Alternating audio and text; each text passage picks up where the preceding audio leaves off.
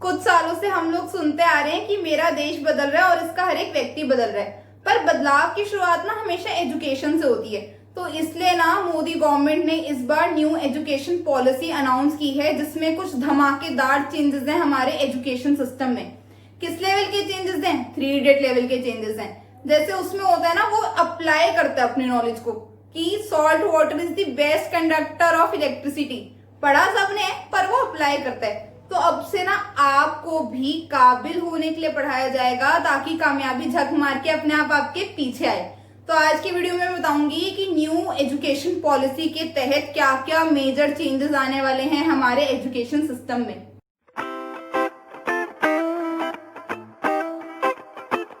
Hello everyone, welcome to my channel Bioworld BG. और आज मैं बताने वाली हूँ कि क्या मेजर चेंजेस आने वाले हैं हमारे एजुकेशन सिस्टम में नेक्स्ट सेशन से। तो अभी तक क्या होता है, 10+2 सिस्टम फॉलो होता आया है। यानी कि आप 10th कर लेते हो, उसके बाद +2 के आपके सब्जेक्ट्स मैटर करते हैं कि आप कॉमर्स ले रहे हो, साइंस ले रहे हो, ह्यूमैनिटीज ले रहे हो। पर अब वो सब बदलने वाला है। तो जो न्यू सिस्टम है वो है 5+3+3+4 सिस्टम। तो इसमें क्या होगा कि पहले 3 साल तो भाई घर में बच्चा संभालो, उसको जैसे पेरेंट्स एजुकेट करते हैं वो होगा।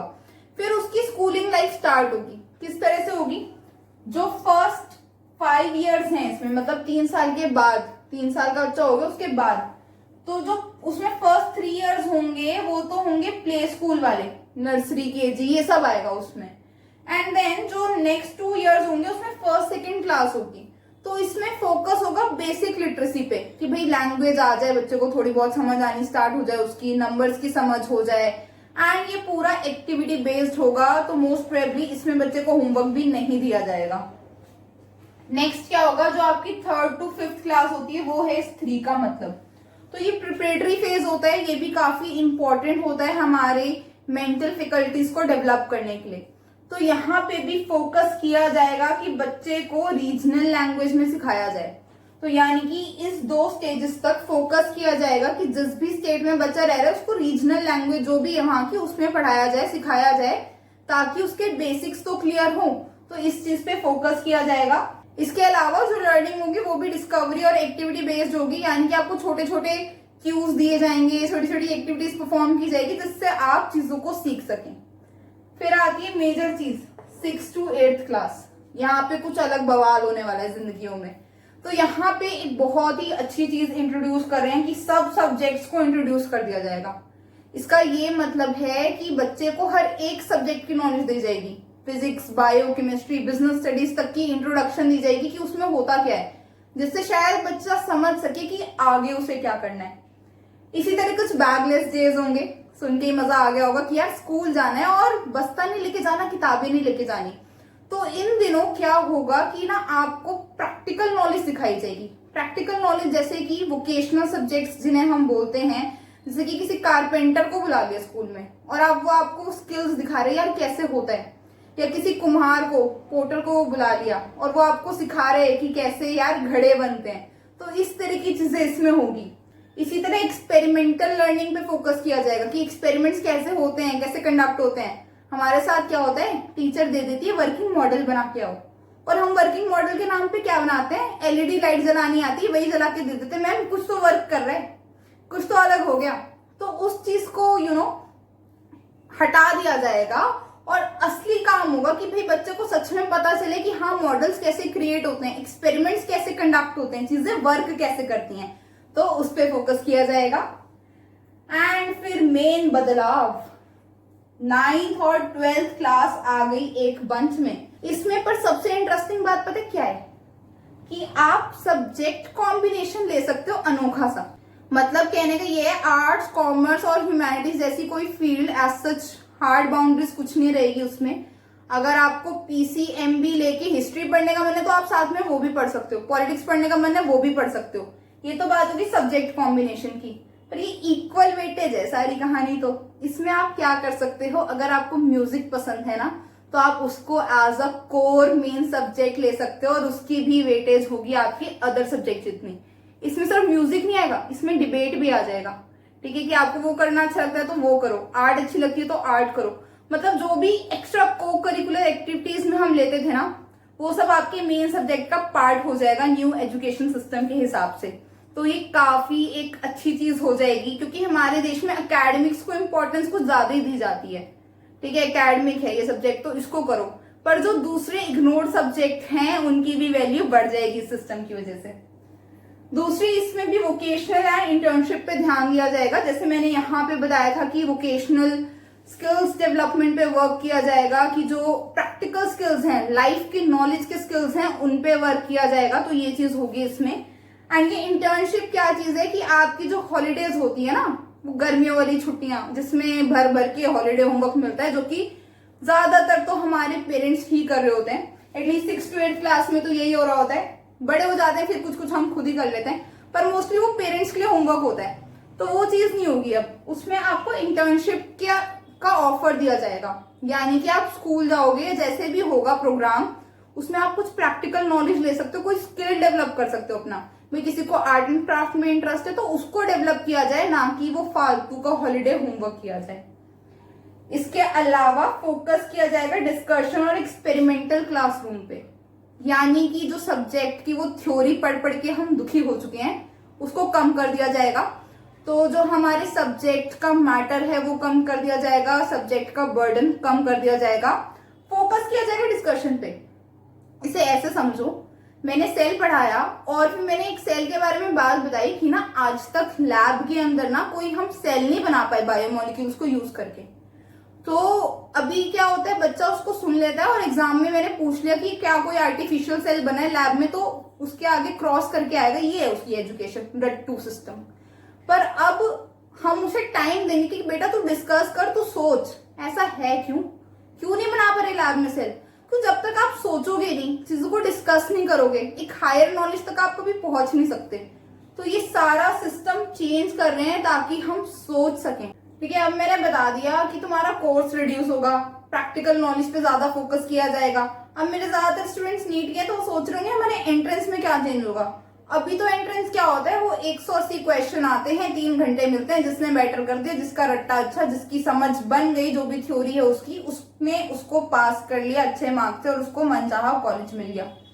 पर अब क्योंकि सब चेंज हो रहा है तो पक्का आपके एंट्रेंसेस में भी कुछ चेंज होगा। एग्जैक्टली क्या चेंज होगा उसकी गाइडलाइंस नहीं आई, बट मुझे तो खुद फील होता है कि कुछ प्रैक्टिकल एग्जाम भी होना चाहिए नीट के लिए। जस्ट थ्योरी से क्या होता है, फिर बनना हमको डॉक्टर है और कुछ पता ही नहीं हमें तो उसके बारे में आगे क्या होगा। तो कुछ ऐसा होना चाहिए कि अगर सर्जरी टाइप की कोई स्किल है या उससे रिलेटेड और कोई स्किल्स हैं तो वो कितने हैं बच्चे को, तो हो सकता है उसका भी कुछ प्रोविजन आए एंड वो एंट्रेंस की कहानी प्रॉपरली बदल जाए।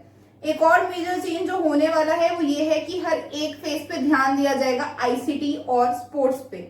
आईसीटी क्यों, अभी ये पेंडेमिक सिचुएशन आ गई, सबको पता लग गया यार डिजिटलाइजेशन, ऑनलाइन एजुकेशन, ये कंप्यूटर की इंपॉर्टेंस क्या है लाइफ में, तो वो बहुत जरूरी है कि सबके पास ही हो। तो जब ये पेंडेमिक सिचुएशन ओवर हो जाएगी ना, उसके बाद भी जो आपकी स्कूल लाइफ होगी, it will be a combination of online and offline education system.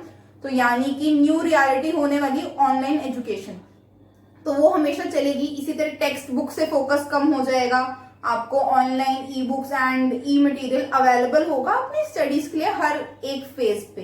अब आप कहोगे स्कूल लेवल पे तो यार बड़े मजेदार चेंजेस आ रहे हैं, पर कॉलेज वालों का क्या पता चल रहा है, वहां तो वही पुराना कोर्स वर्क चल रहा है, तो यहाँ तक मजे किया और फिर बोरिंग सी हो गई लाइफ।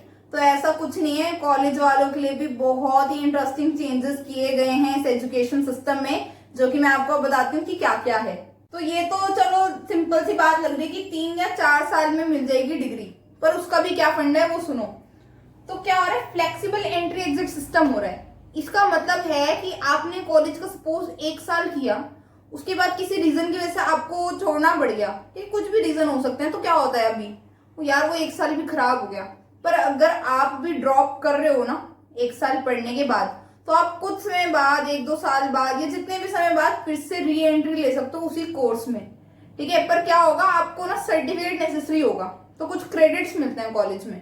तो इस तरह से क्या होगा कि अगर आपने फर्स्ट ईयर कंप्लीट कर लिया तो आपको मिलेगा एक सर्टिफिकेट, आपने सेकेंड ईयर कंप्लीट कर लिया आपको मिलेगा डिप्लोमा, आपने थर्ड ईयर कंप्लीट कर लिया आपको मिलेगी बैचलर डिग्री। अब कई लोग होंगे वो बस बैचलर डिग्री लेके कहेंगे हो गया हमारा, हमें तो जाना है।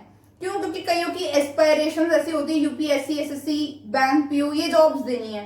उसमें क्या ग्रेजुएशन की डिग्री मैंडेटरी होती है, तो उन स्टूडेंट्स के लिए तो ये बढ़िया चीज है। इसी तरह कई बार क्या होता है कि बच्चे क्यों कर रहे होते हैं, एक तो गवर्नमेंट जॉब बड़ी लुभावनी है इसलिए, या हमारी जो फील्ड है हमने कुछ सीखा नहीं, कुछ प्रैक्टिकल नॉलेज तो आई नहीं, तो फिर यार गवर्नमेंट जॉब की तरफ ही चलते हैं। होता है ना, लड़के ने कर रखी हमारे mechanical engineering, A to Z उसको वेल्डिंग की कुछ भी नहीं आती। तो कई बार ऐसी चीजें हो जाती हैं कि बच्चा सीख ही नहीं पाता। क्यों? क्योंकि एक तो एजुकेशन सिस्टम पहले से ही ऐसा था, स्कूल में कभी ध्यान ही नहीं है प्रैक्टिकल नॉलेज पे, वो थ्योरी आती थी, रट के मार्क्स लाने होते थे। तो वो सारी चीजें पीछे से ही, मतलब स्कूल लेवल से ही आपकी चेंज हो जाएंगी। इसी तरह इसमें भी प्रैक्टिकल वर्क होगा। पर अपनी 4th ईयर में जो बच्चा करके निकल रहा है, 4th ईयर वाले बच्चे को क्या अलग मिल रहा है? तो जो 4th ईयर होगा ना किसी भी डिग्री का, वो टोटली रिसर्च बेस्ड होगा, एप्लीकेशन बेस्ड होगा, बहुत ज्यादा आगे रिसर्च की अपॉर्चुनिटीज खुल जाएंगी। तो ये सिर्फ साइंस वालों के लिए नहीं होगा, अगर आपके पास हिस्ट्री है, ज्योग्राफी है, तो उसमें भी कुछ रिसर्च बेस्ड होगा। तो 4th ईयर के बाद आपको रिसर्च वाली डिग्री मिलेगी। दूसरी इसमें जो बहुत कमाल की चीज है वो है मल्टी डिसिप्लिनरी एजुकेशन। इसका मतलब है आप ना एक साथ बिल्कुल 2 डिफरेंट चीजें सीख सकते हो। सपोज मैं कर रही हूँ जोलॉजी ऑनर्स, ठीक है, तो वो मेरा मेजर हो गया, पर उसके साथ मैं माइनर में से फैशन डिजाइनिंग सीख सकती हूँ, या मेरा कोई और इंटरेस्ट है कि भाई मुझे फाइन आर्ट सीखनी है, तो मैंने साथ में वो सीखनी स्टार्ट कर दी। तो इस तरह से भी आप पढ़ सकते हो। तो ये काफी न्यू और अमेजिंग एजुकेशन सिस्टम होने वाला है कि हम अपनी हॉबीज को, अपनी इच्छाओं को भी साथ में लेके चल सकें, ठीक है। एमफिल जैसी चीज को डिसकंटिन्यू कर दिया जाएगा। इसके 4 ईयर रिसर्च डिग्री के बाद सीधा पीएचडी प्रोग्राम होगा, तो एमफिल अब नहीं होगी। अच्छा, पीएचडी में भी एक खास बात इसमें क्या है कि अभी क्या होता है, पीएचडी के बाद टीचिंग जॉब मिलती है कॉलेज की। कई कॉलेज प्रोफेसर होते हैं, नॉलेज अच्छी होती है, टीचिंग नहीं करनी आती उन्हें, मजा नहीं आता उनकी क्लासेस में। तो वो चीज को मैनेज करने के लिए, उस चीज को हटाने के लिए अब नेसेसरी होगा कि जो भी पीएचडी स्टूडेंट है वो एक मॉड्यूल करे टीचर एजुकेशन पे, ये मस्ट हो जाएगा। अब एक रियलिटी हम क्या जानते हैं, प्राइवेट कॉलेजेस, जिस बच्चे को गवर्नमेंट कॉलेज नहीं मिला उसके लिए तो यही है रियलिटी। पर प्राइवेट कॉलेजेस क्या हैं, बड़े महंगे हैं, कोर्स वर्क भी अलग है। तो इन सब पे फोकस किया जाएगा कि फीस पे कैप लगे, मतलब जो हद से ज्यादा फालतू फीस ले रहे हैं उतनी फीस प्राइवेट कॉलेजेस नहीं ले पाएंगे। एंड जो उनका कोर्स वर्क है वो भी सेम होगा दूसरे कॉलेजेस, गवर्नमेंट कॉलेजेस जितना। हम जानते हैं कि जरूरी है प्राइवेट कॉलेजेस का सहयोग अगर हायर एजुकेशन की बात की जाए, क्योंकि उसके बिना नहीं हो सकता। इतने गवर्नमेंट कॉलेजेस है ही नहीं जितनी हमारी जनता है कि सबको उनमें पढ़ने का मौका मिल जाए, तो उनका भी लेवल इंप्रूव हो जाएगा, तो यार अच्छा हो जाएगा। मेन इंसान को क्या लगता है कि जब वो पढ़ के निकले उसकी नॉलेज अप्लाई हो, अच्छे ढंग से अप्लाई हो और जॉब में उसे मजा आए। तो ये कुछ ऐसे ही करना चाह रहे हैं कि education should be fun, it should literally prepare you for life. तो ये कुछ ऐसे चेंजेस लाने की कोशिश कर रहे हैं। अब जब इम्प्लीमेंटेशन कैसी होगी, किस तरह से एग्जीक्यूशन होगी, डेफिनेटली उस पर डिपेंड करेगा रिजल्ट जो भी होंगे। पर कुछ अच्छा और इंटरेस्टिंग लाने का तो सोच लिया है, तो देखते हैं आगे क्या होता है। उम्मीद तो यही है कि बहुत बहुत अच्छा होने वाला है। अगर आपके मन में कोई डाउट्स रह गए हैं जो आज मैंने बताया उसको लेके, तो प्लीज मुझे कमेंट सेक्शन में बताना, और आपके हिसाब से इन चेंजेस की क्या बेनिफिट्स होंगे या कुछ ड्रॉबैक्स हो सकते हैं जो आपने अभी से सोच लिए, क्या पिटफॉल्स होंगे, तो वो भी मुझे कमेंट सेक्शन में बताना। And thank you guys for watching this video. And आप चाहते हो आप तक इस तरह की वीडियोस जल्दी से जल्दी पहुंचे, तो प्लीज मेरे चैनल को सब्सक्राइब करना, इस वीडियो को लाइक करना, शेयर करना, and we will meet again in some another video lecture. Till then, adios.